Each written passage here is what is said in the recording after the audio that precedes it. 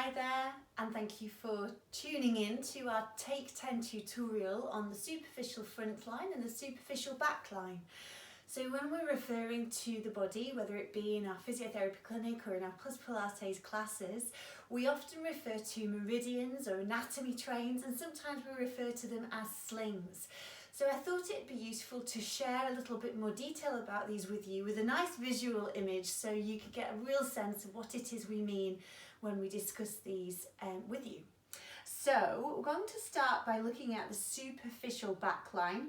Now you don't need to start at the head or the toe, so you can go either way.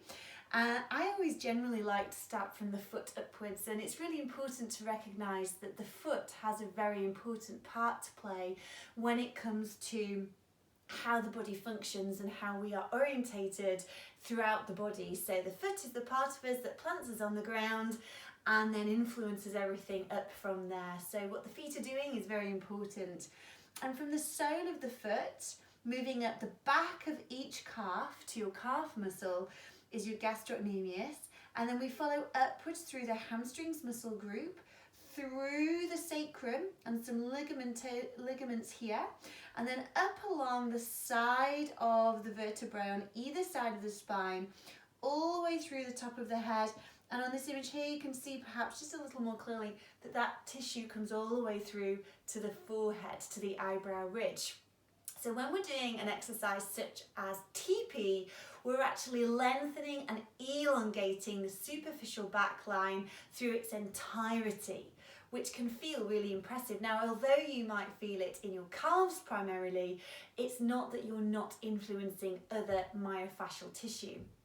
So let's go back and just revisit these muscles in a little bit more detail.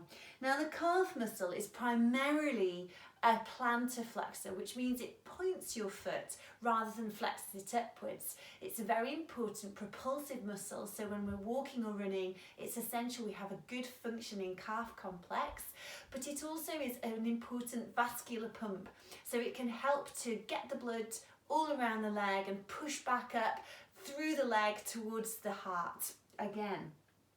Now, when we continue upwards to the higher part of the calf, it also influences the knee.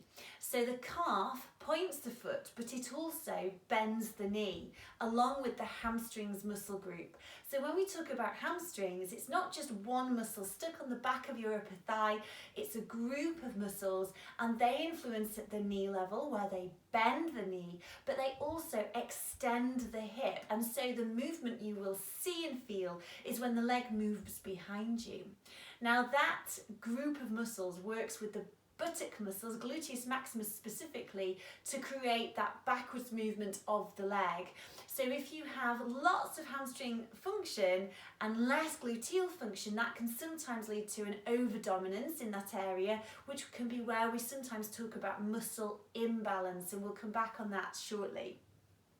Now, moving up from the hamstrings through the sacral area and up to the erector spinae muscle group.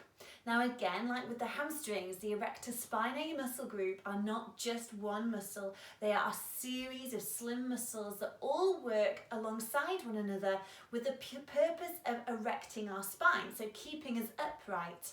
Now, if you're a slumpy, curly person, then you generally will notice, or perhaps not notice, but these muscles are on an elongated, lengthened position.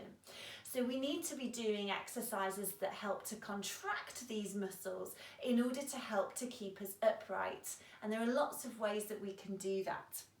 So when you then track from the back of the spine upwards to the neck, the muscles that sit at the back of the neck but continue upwards over the top of the head to the eyebrow is where the line finishes or starts, depending on which end you go from first. Now, the important thing to recognise about the muscles at the back of the neck is that quite often, if you're a slumpy, curly person, you're likely to have poked your head forwards and lifted your chin upwards so that you can still see and gaze ahead of you. And what that does is leads to a shortening in these muscles at the back of the neck. So whilst you can be lengthened in one portion of your superficial back line, you can be shortened in another. And a good example of that is when we do our supine, so our lying on our back stretch for our hamstrings. If when we bring our leg into our chest and lengthen it upwards, and then add the addition of the flexed foot position, we're elongating through the foot, the calf, the hamstrings through to the hip. And some of you might notice that as a result, when you wrap your hands around the back of your thigh or reach for your calf, that your head lifts away from the mat or your chin pokes upwards. And that's really about not having sufficient length all the way along that myofascial line, that anatomy train or that sling, if you'd like to refer to it as a sling. And so what we're trying to do within our physiotherapy and plus Pilates classes is in fact to elongate where you're a little bit more shortened and perhaps tune in and do some contracting around the muscles that are more lengthened. So you have a really nice balance along the whole of that line. Now conversely is the superficial front line. So we started at the feet the first time, so let's start there again. This time, if you visualise all the structures that sit at the front aspect of the body, so starting on the top of the foot with what we call the dorsiflexors of our toes, so they send our toes upwards rather than point and claw, and then up through the shin, so the shin muscles also primarily dorsiflex our foot, so they're the ones that work in order to help us to lift our foot and clear the floor when we take a step.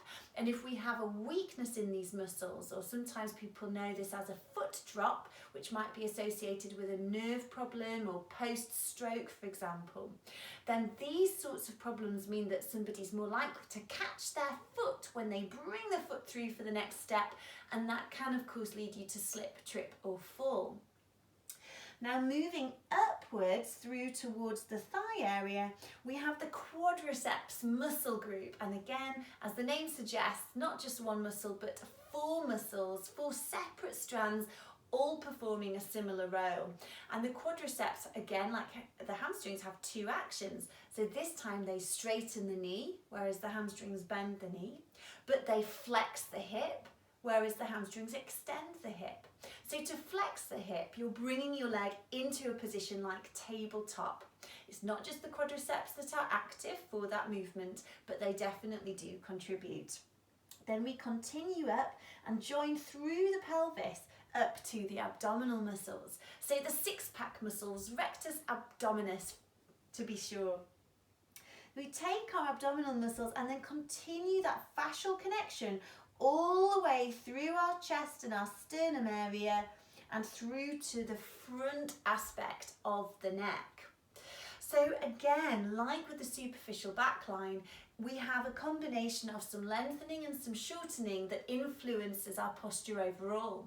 So if we are very shortened in our abdominal muscles, if we spend lots of time slumping, then not only do we have a lengthened state across the erector spinae muscles at the back aspect of the body, but we're also shortening the abdominal muscles. And then it becomes a little bit of a detective game about what we need to work on.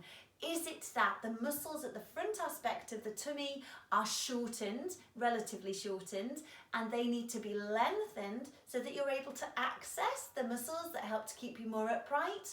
Or is it not that they are shortened, but you're just really lengthened through the muscles that sit at the back of the body, and so we need to do more contractive work to shorten those muscles so that they keep you a little bit more upright more of the time? But needless to say, notice how the neck plays a part in both of these myofascial lines. In fact, the neck is very much a part of all of the myofascial meridians, of which there are several, and I'll cover more of these in another tutorial. So if you have a neck problem, it could be all to do with the way in which you're working somewhere lower down the leg, whether it be at the front or at the back aspect of the leg. It may be that you're overcompensating around your neck because you're not utilising the support and the stability and the lengthening well enough from below. Another nice example is to think about the way in which the hamstrings and the quadriceps function around the knee. So for some of you watching this tutorial, you'll be only too aware of what it's like to have a knee problem.